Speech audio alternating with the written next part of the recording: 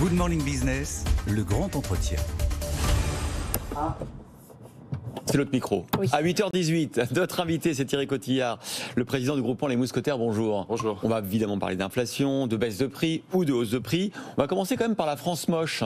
La France moche des périphéries urbaines. La France moche, c'est un peu vous, c'est-à-dire c'est ces zones commerciales qui ont poussé partout et qui ont créé effectivement des verrues un peu partout sur le territoire.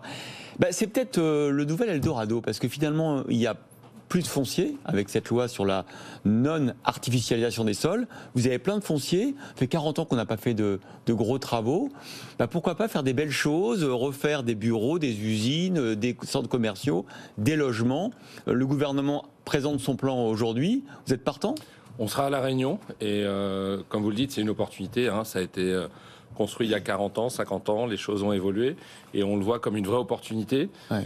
C'est vrai que chez les Mousquetaires, on est ou propriétaire par le groupe, ou propriétaire par l'adhérent qui a acheté le terrain et l'assise foncière où il a construit son Intermarché ou son étau. Donc c'est une bonne chose parce que c'est aussi l'occasion de recréer la mixité, probablement des logements, où on sait que c'est compliqué aujourd'hui de construire en France. Donc non, on y voit une opportunité. En tout cas, on est acteur positif de cette réunion. Alors la France, elle est peut-être moche, mais il y a 70% de la population qui fait ses courses, donc c'est des territoires très importants. Olivier Grégoire a déjà annoncé qu'il n'y aurait pas du tout un plan d'investissement d'argent public qui allait se déverser sur ces zones commerciales. Ça veut dire que qui va payer ? C'est les acteurs privés. Est-ce que vous êtes en capacité de réinvestir pour transformer ces zones ? On sera en capacité si on crée un écosystème plus large. C'est-à-dire si c'est détruire pour refaire la seule activité du supermarché, dans certains cas c'est compliqué. C'est compliqué parce que vous avez des lois environnement qui arrivent, on a les panneaux photovoltaïques, on a les ombrières, on a la récupération des eaux. Pour le secteur, on l'avait étudié chez PayFM, c'est 3 milliards d'investissements. Donc on se pose la question, qui va payer à la fin ? On peut se dire que si c'est pour remettre dans les prix publics, c'est encore une inflation qui augmente, donc c'est, je crois, pas la solution.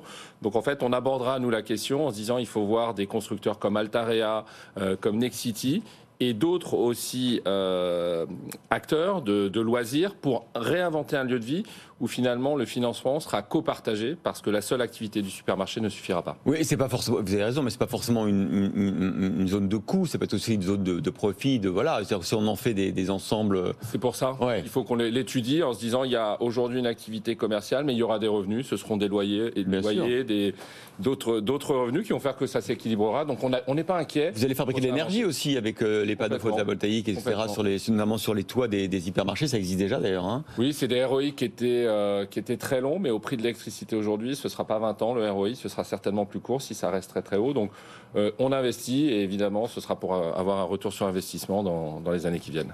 On a l'impression qu'en fait on va recréer des centres-villes quand même, c'est-à-dire qu'on va reprendre les habitations pour les remettre là où il y avait les magasins parce qu'il n'y a plus personne ou que le foncier est trop cher. C'est pas réinventer parce qu'il y a aussi au même moment des projets pour réinventer les cœurs de ville. C'est un enjeu pour tous les maires. Donc je crois que c'est la complémentarité des deux qui fera que ça existera. Donc on est acteur des centres-villes puisque nous on n'est pas tellement présents, on est plutôt en périphérie, mais on jouera les deux partitions. Bon, alors on vous reçoit régulièrement parce que ça devient maintenant une sorte de feuilleton auquel les Français se seraient attachés, les négociations commerciales entre les industriels et la grande distribution. On ne va pas encore dire aujourd'hui s'il y a un méchant et s'il y a un gentil.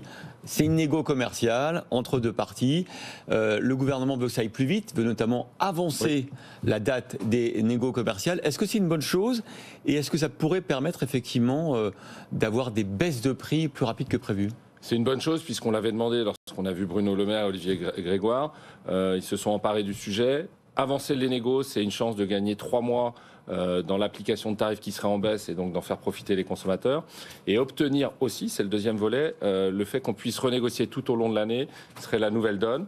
L'exception française serait gommée et ça permettrait, je suis allé au Portugal il y a 15 jours, de connaître ce qu'ils ont connu, c'est-à-dire ils ont commencé l'année à plus 15, ils sont à plus 5. Entre 5 et 15, il y avait un juste milieu qu'on a loupé cette année en France. Ouais. C'est la négociation permanente. Permanente. C'est vraiment mieux ou... Oui, parce qu'on le pratique sur la marque de distributeur. Donc on est en appel d'offres quand on sait que la matière première d'un produit qui constitue la majorité du produit baisse. On renégocie, on a obtenu. C'est pour ça aussi qu'on a pu baisser les MDD, les marques de distributeurs. Et c'est pour ça d'ailleurs qu'elles ont beaucoup augmenté en part de marché. Ça explose. Ça explose. Ouais. Et c'est ce qui va faire que les industriels vont changer leur... Oui, Vous croyez ça parce qu'on les reçoit parfois? À un moment donné, on a vu qu'ils ont commencé avant l'été à se dire « Ouh là là, mais on commence à moins vendre ». Mais en même temps, ils ont tellement reconstitué leur marge et ils avaient beaucoup perdu dans les années précédentes. Ouais, ça reste un métier d'industriel. Moi, je pense qu'à un moment, il y a des charges fixes. Alors, le coût de la promo, je te propose de la promo, ça a été ça. Alors, il nous l'avait annoncé, le patron de l'ANI, qu'il allait faire ça. Je crois pas. Les Français attendent vraiment autre chose. Donc je crois qu'ils vont, pour certains, devenir raisonnables et j'espère arriver avec des tarifs qui soient à la baisse. Parce que ce qui serait terrible, on avance les négos, mais si c'est pour nous reproposer encore pour X raisons des inflations, ce serait contre-productif. Donc espérons que l'envie de volume pour faire tourner les usines fasse qu'on ait des baisses de tarifs importantes. Mais est-ce que vous avez l'impression que certaines marques sont abîmées en fait par l'inflation, qu'elles sont allées trop loin? On a vu le patron de Carrefour qui veut mettre des étiquettes sur la shrinkflation pour dire ce produit a baissé en contenance, c'est une sorte de name and shame. Est-ce qu'il y a des marques qui vont avoir du mal, qui sont allées trop loin? Nous, on l'a fait sur une marque de pommes de terre isolées, on a été les premiers à le faire. Vous avez écrit ce paquet est plus petit qu'avant. Bien sûr. On a indiqué que c'était plus 68% du prix au kilo. Je pense que la marque, elle prend très cher. Quand c'est aussi violent que ça, que c'est relayé, publicisé. Mais vous avez le droit de le faire, ça? Oui, on a le droit de le faire. Tout comme la shrinkflation est légale en France. C'est pour ça qu'il y a une commission. C'est-à-dire, rien n'interdit le fournisseur de baisser le grammage, d'augmenter le prix. C'est trompeur, mais c'est pas interdit. Donc ça va être intéressant de voir si la commission dit stop et interdit ça en France. Vous avez accepté à la demande du gouvernement de tous les grands distributeurs d'afficher des prix de à peu près 1 millier de références par magasin avec des prix bloqués ou qui baissent. Du coup, pour le consommateur, est-ce que ça va pas être tentant de faire ses courses, son panier, une partie de son panier chez vous, une partie chez Leclerc, une partie chez Carrefour, pour finalement gommer l'inflation? Si le consommateur est malin, il gomme l'inflation aujourd'hui. Ah oui, mais vraiment, puisque vous avez des écarts de 20% entre le meilleur compétiteur et les plus mauvais. C'est énorme, 20%, c'est l'inflation en fait, de 24 mois. Et au sein de l'enseigne, lorsque vous faites votre parcours dans les allées, si vous faites la bonne sélection de produits, si vous prenez dans les 1000 produits par exemple qu'on a mis chez Intermarché ou chez Netto, vous gommez 15 points. Donc oui, la réalité c'est que le consommateur, il zappe, il faisait... à peine 4 enseignes, maintenant il est à 5, donc il fait ses promos chez l'un, il passe prendre la belle affaire chez l'autre, et puis il fait son fond de rayon ou ses produits faits dans une autre enseigne. Donc on vit avec, ça fait que la fréquence aussi augmente, 2 passages de plus par an, et puis quand ils viennent, ils dépensent moins pour mieux maîtriser et être à l'affût du bon coup. Donc à nous d'être hyper agressifs. En fait, l'inflation qu'on a aujourd'hui pour le consommateur, c'est pas la renégo, c'est le fait que Leclerc se bastonne avec Inter, que se bastonne avec Carrefour, et c'est très bien. En tout cas, ça permet de faire baisser les prix pour le consommateur. Le consommateur change de comportement, il a aussi d'autres attentes. Ce matin, on était avec le cofondateur de Lavie. Je vous invite à aller réécouter en replay et en podcast. Il fait du jambon végétal. On a vu que Carrefour s'est associé avec 7 industriels pour accélérer. Vous aussi, vous pensez que ça, c'est l'avenir ? Je suis plus modéré parce qu'en fait, nous, on a, à la différence de Carrefour, on a des outils de production. Donc nous, on a fait le choix... Des éleveurs. Exactement. On a fait le choix il y a 50 ans d'avoir, pour justement ne pas être en égo permanente avec des fournisseurs extérieurs, de maîtriser la filière. Donc on a des bateaux, on est le premier armateur de France, et on a fait le choix d'avoir des abattoirs, parce que la viande, c'était un produit qu'il fallait rendre accessible. On en a quand même 7, 4 en viande bovine et 3 en porc. Donc j'ai envie de vous dire, quand on a fait ces choix industriels, on n'a pas vraiment un intérêt à pousser évidemment le végétal, même si ce sont des filières qu'on étudie, qu'on accompagne. Et qu'il y a l'exigence de décarbonation. De décarbonation, d'environnement, d'accompagnement aussi des éleveurs.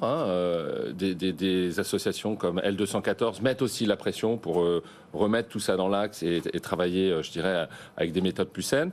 Donc on poussera bien sûr le végétal, parce qu'on est là pour répondre aux attentes des consommateurs, mais on assumera aussi le fait de manger de la viande, du porc, parce qu'on a investi depuis des années et on considère que c'est une proposition qu'on doit continuer à faire à nos consommateurs. Un mot du dossier Casino. Oui, c'est d'actualité pour nous. C'est d'actualité, vous avez été dedans, vous n'êtes plus. Est-ce que vous êtes intéressé par des magasins ? On est intéressé. On a d'ailleurs trouvé un accord avec Jean-Charles Naouri. Sur les 180, là ? Oui, on en a alors, vraiment effectif 110, on va dire, avec l'actualité qui est que dans 3 semaines, au 2 octobre, 61 supermarchés géants Casino vont changer d'enseigne, vont passer à Intermarché ou Netto, et puis une option pour 60 autres magasins, on va dire courant 2024. C'est une bonne chose. En fait, les deux groupes se sont trouvés. Casino, pour se restructurer, avait besoin de se recentrer sur certains territoires. On sait qu'ils gardent Monoprix, Franprix, et nous, on avait besoin de croissance, continuer à prendre de la part de marché. Donc, comme on signait un accord à l'achat pour prolonger l'alliance et travailler ensemble les achats, on a signé ces transferts de magasins, on en est ravis. Et c'est un enjeu maintenant humain, parce qu'en fait, on a connu la reprise. Vous savez, on fait du bricolage. On a racheté il y a quelques années Bricorama. Ça s'est très bien passé. On a l'expérience, en fait, que tout repose dans notre capacité à accueillir les employés de chez Casino et leur faire partager notre culture. Vous avez pris langue avec Kretinsky ? Si j'ai Pris langue. Discuter. Oui, tout à fait. Ouais.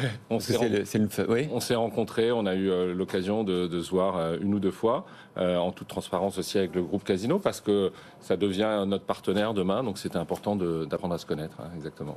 Merci beaucoup Thierry Cotillard d'être venu nous voir, président du groupement Les Mousquetaires.